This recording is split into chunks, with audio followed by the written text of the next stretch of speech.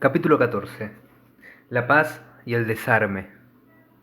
El presidente Mao dijo una vez que el poder político se halla en el cañón de una pistola.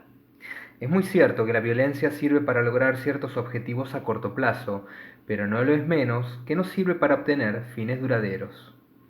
Si repasamos la historia, comprenderemos que con el tiempo son el amor por la paz, la justicia y la libertad que tiene el género humano lo que triunfa a la larga sobre la crueldad y la opresión. Por esta razón creo de modo tan ferviente en la no violencia. La violencia solo crea más violencia, y la violencia solo significa una cosa: sufrimiento. Teóricamente es al menos posible idear una situación en la que la única manera para impedir que se desencadenen conflictos a gran escala es la intervención armada en la fase inicial del posible conflicto. Sin embargo, el fallo de este argumento consiste en que es muy difícil, por no decir imposible, predecir el resultado de la violencia. Tampoco podemos estar muy seguros de la justicia que revista. Esto es algo que solo se ve con claridad cuando disfrutamos del beneficio que nos otorga el paso del tiempo a la hora de repasar lo sucedido. La única certeza es que allí donde hay violencia siempre habrá un sufrimiento inevitable.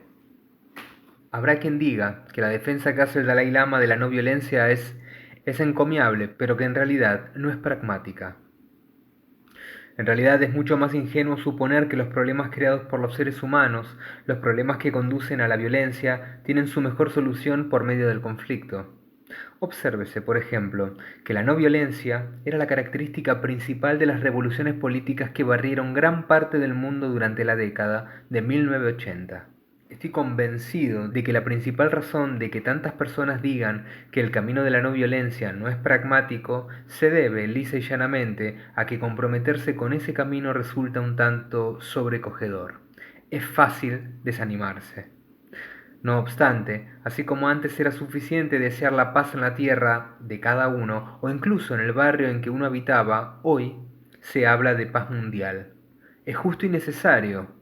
La realidad de la interdependencia es hoy en día sumamente explícita. La única paz de la que tiene sentido hablar es la paz mundial. Uno de los aspectos más esperanzadores de la época moderna es la aparición de un movimiento internacional pacifista, cada vez más pujante.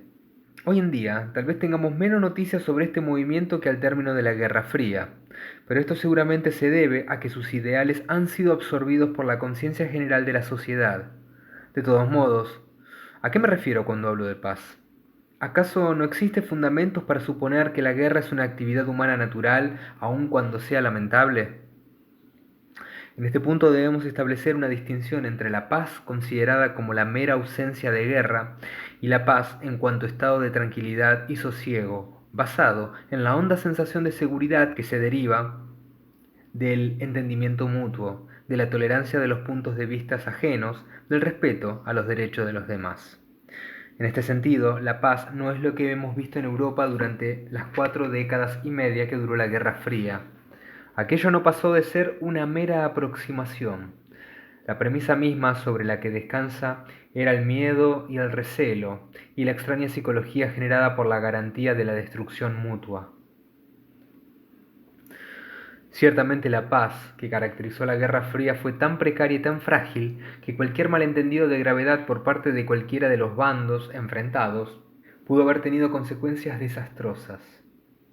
Al repasar aquellas décadas, máxime con lo que hoy sabemos sobre la caótica administración y gestión de los sistemas armamentísticos que existían entonces, me parece harto milagroso que de hecho nos salvásemos de la destrucción.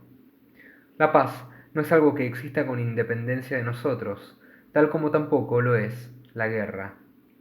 Es cierto que algunos individuos, líderes políticos, altos funcionarios, militares de alta graduación, tienen responsabilidades particularmente graves en lo tocante a la paz. De todos modos, esas personas no han caído del cielo, no han nacido y se han criado en el espacio. Igual que nosotros, se han nutrido de la leche y el afecto maternos. Son integrantes de nuestra familia humana, se han alimentado dentro de la sociedad que en cuanto a individuos también nosotros hemos contribuido a crear tal como es. Por consiguiente, la paz mundial depende de la paz que reina en el corazón de los individuos. Y esto es algo que a su vez depende de que todos practiquemos la ética mediante la disciplina de nuestras respuestas frente a los pensamientos y emociones negativas y mediante el desarrollo de las cualidades espirituales básicas. Si la paz auténtica es algo más profundo que un frágil equilibrio basado en la mutua hostilidad, si en definitiva depende de la resolución de los conflictos internos, ¿qué diremos de la guerra? Aunque se produzca la paradoja de que el objetivo de casi todas las campañas militares sea el establecimiento o restablecimiento de la paz, la guerra en realidad es como el fuego en el centro de la comunidad de los hombres y mujeres, un fuego cuyo único combustible son los seres vivos. También recuerda poderosamente al fuego por el modo en que se extiende. Por ejemplo, si consideramos el curso de los recientes conflictos que han estallado en la antigua Yugoslavia, es fácil darnos cuenta de que lo que empezó por ser una disputa relativamente circunscrita a una pequeña zona, enseguida creció hasta abarcar la totalidad de la región. Del mismo modo, si consideramos una por una las batallas, es fácil darse cuenta de que ante aquellas zonas que los comandantes consideran más débiles suelen responder enviando refuerzos, y eso es algo que se parece con tremenda exactitud al hecho de arrojar a las personas a una enorme hoguera. Por estar habituados a ello, tendemos a ignorarlo. Tampoco solemos reconocer que la naturaleza misma de la guerra es la crueldad a sangre fría y el sufrimiento.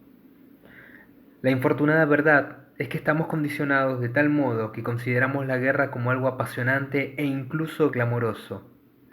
Así, los soldados con sus vistosos uniformes y las bandas militares de los desfiles tan atractivos para los niños pequeños. Consideramos el asesinato como algo pavoroso, pero no relacionamos la guerra con el delito y el crimen. Muy al contrario, la interpretamos como una oportunidad para que las personas demuestren su competencia y su valor. Hablamos de los héroes que produce la guerra casi como si cuanto mayor sea el número de los muertos, más heroico haya de ser el individuo. Y hablamos de tal o cual arma como si fuese un maravilloso producto de la tecnología, olvidándonos de que cuando se emplea como estaba previsto, es algo que hiere y mata a seres vivos, a tus amigos, a los míos, a nuestras madres y nuestros padres, a nuestros hermanos y hermanas, a ti, lector, y a mí. Todavía peor es el hecho de que el papel de quienes instigan la guerra, tal como se entiende hoy en día, a menudo se desarrolla lejísimos del terreno en el que se tiene lugar el conflicto. Al mismo tiempo, el impacto que tiene la guerra actualmente sobre los no combatientes es cada vez mayor.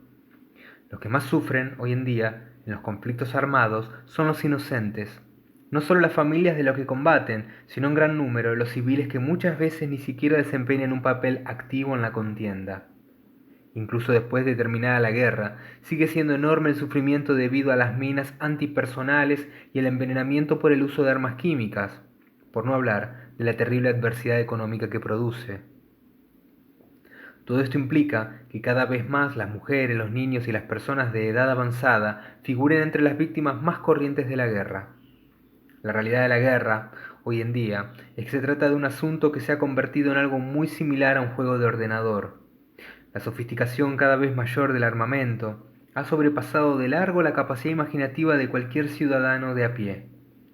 Tiene una capacidad destructiva tan asombrosa que sean cuales sean los argumentos que se empleen en favor de la guerra, por fuerza han de ser inferiores a los argumentos contrarios a ella. Casi se nos podría perdonar que sintiéramos cierta nostalgia del modo en que se libraban las batallas en la antigüedad. Al menos se luchaba cara a cara.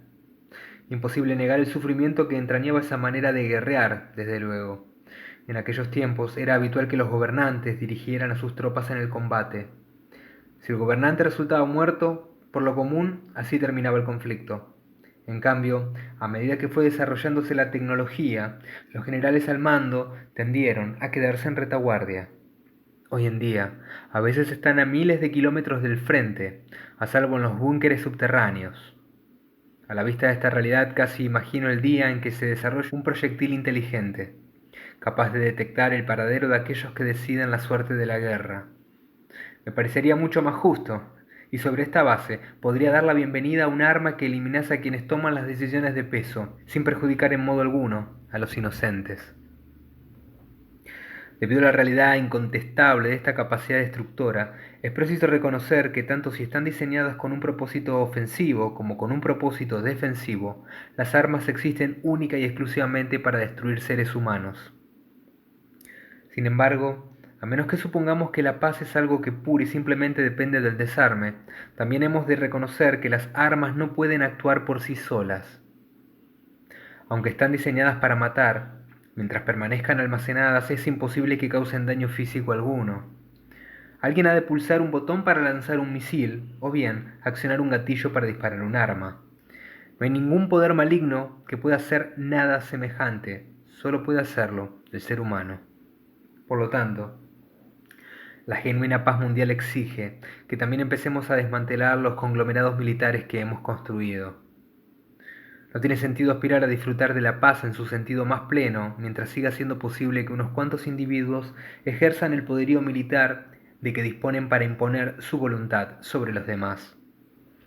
En esta misma línea de pensamiento, tampoco podemos aspirar a disfrutar de una paz verdadera mientras haya regímenes autoritarios, sostenidos gracias a las fuerzas armadas que no dudan un solo instante en imponer toda suerte de injusticias a su antojo.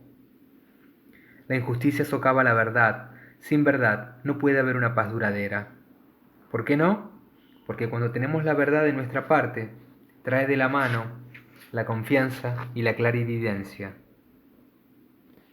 A la inversa, cuando la verdad brilla por su ausencia, solo existe una manera de lograr nuestros estrechos objetivos: la fuerza. No obstante, cuando las decisiones se toman de esta manera, desafiando la verdad, nadie suele sentirse bien del todo, ni los vencedores ni los vencidos. Este sentimiento negativo tiende a socavar la paz que se impone por la fuerza. Está claro que no podemos aspirar a lograr el desmantelamiento de las estructuras militares de la noche a la mañana. Por deseable que pueda ser, el desarme unilateral sería algo sumamente difícil de lograr.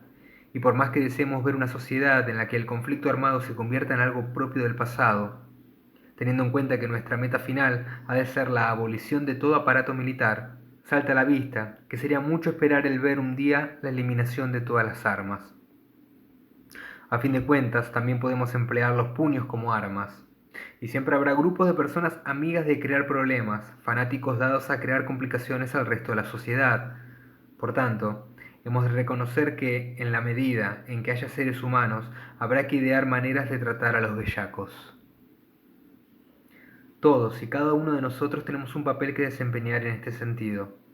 En calidad de individuos, cuando procedemos a nuestro propio desarme interior, contrarrestando nuestros pensamientos y emociones negativas, cultivando las cualidades positivas, creamos las condiciones propicias para el desarme exterior.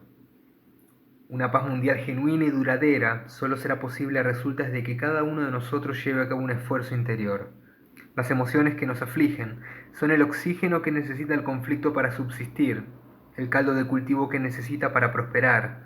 Por eso es esencial que seamos sensibles a los demás y que reconozcamos su derecho a la felicidad, idéntico al nuestro, amén de no hacer nada que pueda potenciar su sufrimiento.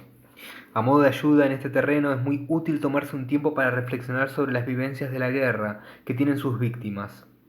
En lo que a mí respecta, me basta con pensar en la visita que hice a Hiroshima hace unos cuantos años, para dar vida a todo aquel horror. En el museo que existe allí vi un reloj detenido en el momento exacto en que explotó la bomba. También vi una cajita de agujas de coser, todo cuyo contenido se había fundido en una sola pieza de metal a resultas del calor. Por lo tanto, lo que se necesita es que establezcamos una serie de objetivos claros, por medio de los cuales sea posible proceder a un desarme gradual. Asimismo, debemos desarrollar la voluntad política necesaria para conseguirlo. Con respecto a las medidas prácticas que son necesarias para lograr el desmantelamiento del aparato militar, tenemos que reconocer que solo puede producirse dentro del contexto de un amplísimo compromiso con el desarme.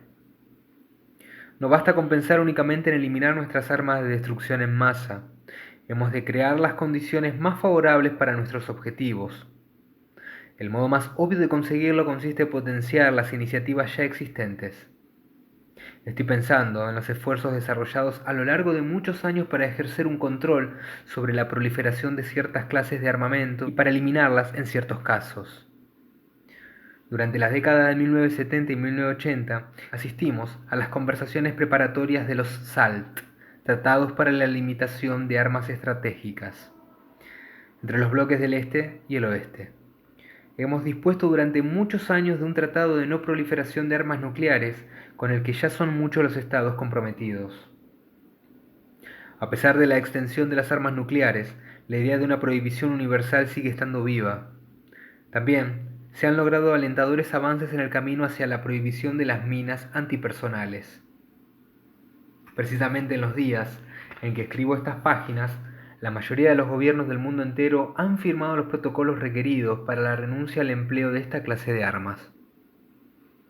Así las cosas, si bien sigue siendo cierto que ninguna de estas iniciativas ha logrado plenamente los objetivos propuestos, su misma existencia es indicio del reconocimiento de que cualquier método de destrucción es algo en sí mismo indeseable. Son testimonios del elemental deseo de vivir en paz que tienen los seres humanos. Al mismo tiempo, representan un arranque útil y prometedor, todavía susceptible de ulteriores desarrollos. Otro modo por el cual podemos avanzar más aún hacia nuestro objetivo es el desmantelamiento gradual de la industria armamentística. Esta idea a muchos les parecerá algo descabellado e inviable. Seguramente dirán que a menos que todas las partes accedan a realizarla simultáneamente, semejante empresa sería una locura, y añadirán que eso es algo que nunca llegará a suceder. Además, introducirán la idea de que es preciso tener en cuenta el aspecto económico de la cuestión. Sin embargo, si contemplamos todo este asunto desde el punto de vista de los que padecen las consecuencias de la violencia armada, nos resultará muy difícil negar la responsabilidad que tenemos y que consiste en superar todas las objeciones de una manera u otra. Desde luego, cada vez que pienso en la industria armamentística y en el sufrimiento que posibilita su misma existencia, vuelvo a acordarme de la visita que hice al campo de exterminio nazi de Auschwitz. Mientras contemplaba los hornos crematorios en los que fueron incinerados cientos de miles de seres humanos exactamente iguales que yo, muchos de ellos todavía con vida, seres humanos que ni siquiera soportaban el calor de una simple cerilla, lo que más me desconcertó fue caer en la cuenta de que todos esos instrumentos habían sido construidos con el esmero y la atención de unos obreros sin duda dotados de talento.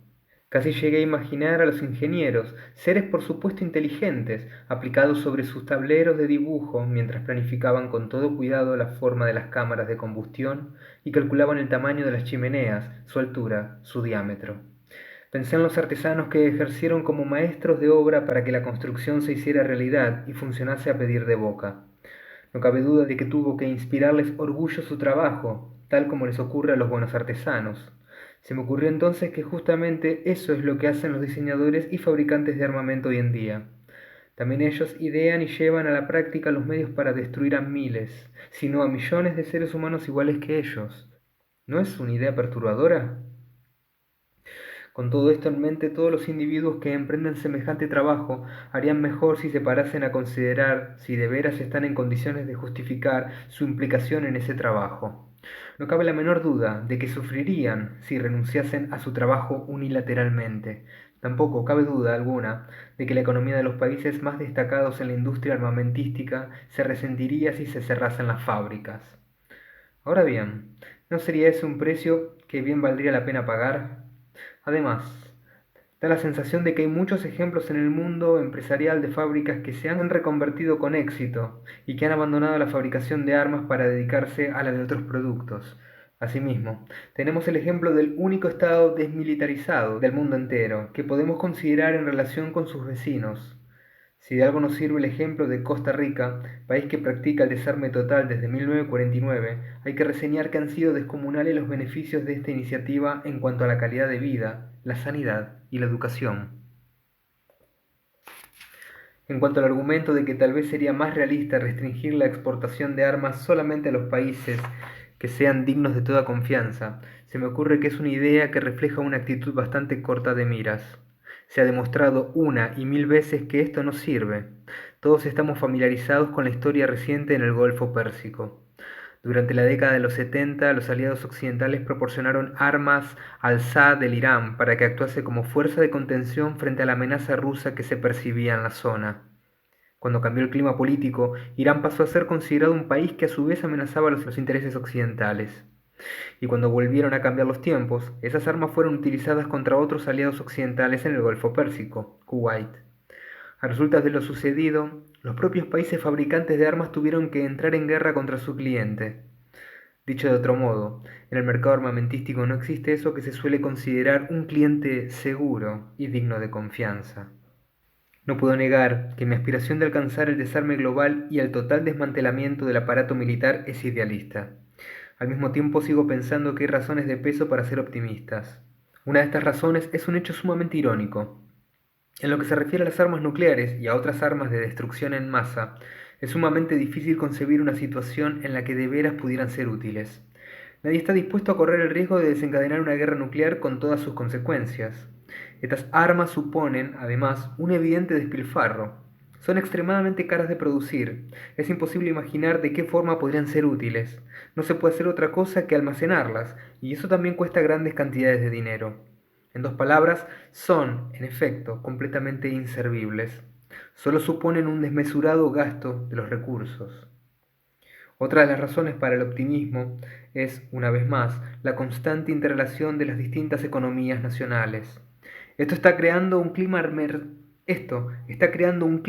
merced al cual las nociones de puro interés nacional empiezan a perder todo sentido. A resultas de ello, la idea de la guerra como medio de resolver cualquier conflicto empieza a parecer decididamente anticuada. Allí donde haya seres humanos siempre habrá conflictos, que es, eso es, eso es así, inevitablemente. A la fuerza han de aflorar toda suerte de desacuerdos, al menos de vez en cuando. Ahora bien, habida cuenta de la realidad de hoy en día, y pensando más que nada en la cada vez más amplia proliferación de armas nucleares, hemos de hallar alguna vía distinta de la violencia para resolver esta cuestión. Y no puede ser otra que el diálogo, el espíritu de conciliación y el compromiso. Y no creo que esto sea, por mi parte, confundir el deseo con el pensamiento. No creo que me esté haciendo vanas ilusiones. La tendencia global hacia el agrupamiento político internacional, cuyo ejemplo más obvio y destacado es seguramente el de la Unión Europea, significa que es posible pensar en una época en la que el mantenimiento de los ejércitos en ámbitos puramente nacionales resultará no solo contrario a la economía, sino también innecesario. En lugar de pensar solamente en la protección de las fronteras particulares, con el tiempo será lógico y natural pensar más bien en la seguridad regional. De hecho, esto ya está empezando a ser así.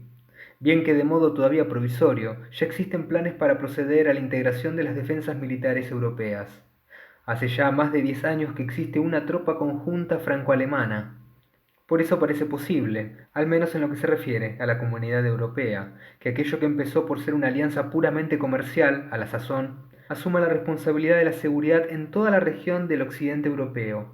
Y así, y si tal desarrollo es posible en Europa, hay razones para la esperanza de otros grupos comerciales internacionales, y son muchos hoy en día, evolucionen de manera similar. ¿Por qué no iba a ser así? La aparición de tales agrupaciones de seguridad regional creo que sería una inmensa contribución a la transición que ha de llevarnos de nuestras actuales preocupaciones por los estados nacionales a una aceptación gradual de que existen otras comunidades definidas de forma mucho menos estrecha. También abriría el camino para un mundo en el que ya no habría ejércitos como tales. Semejante planteamiento tendría que evolucionar por etapas, desde luego. Las Fuerzas Armadas Nacionales dejarían paso a las agrupaciones de seguridad regional. A su debido tiempo, éstas podrían desmantelarse y dejar paso únicamente a una fuerza policial administrada globalmente. El objetivo prioritario de una fuerza como esa no sería otro que salvaguardar la justicia, la seguridad comunitaria y los derechos humanos en el mundo entero. Sin embargo, sus deberes específicos serían variados. Uno de ellos tendría que ser la protección contra la apropiación del poder por medio de la violencia. En cuanto a su operatividad, por descontado que existen cuestiones legales que sería preciso abordar previamente. Pero yo imagino que esta fuerza sería requerida bien por comunidades que estuvieran amenazadas, por parte de sus vecinos o por parte de algunos de sus integrantes, como podría ser una facción política extremadamente violenta. O bien podría ser requerida su actuación por parte de la comunidad internacional, cuando la violencia pareciera el resultado más probable de un conflicto, por ejemplo, basado en disputas ideológicas o religiosas. Aun cuando es cierto que todavía nos queda un larguísimo camino por recorrer hasta llegar a esta situación ideal, creo que no es tan disparatada ni caprichosa como en principio podría parecer. Es posible que la generación actual ni siquiera llegue a verla, pero también es cierto que ya estamos acostumbrados a ver el desempeño de las tropas de las Naciones Unidas como garantes de la paz.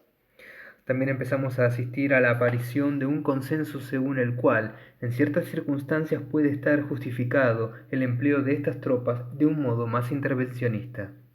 Como medio adicional para fomentar ese desarrollo, podríamos considerar el establecimiento de lo que yo doy en llamar zonas de paz.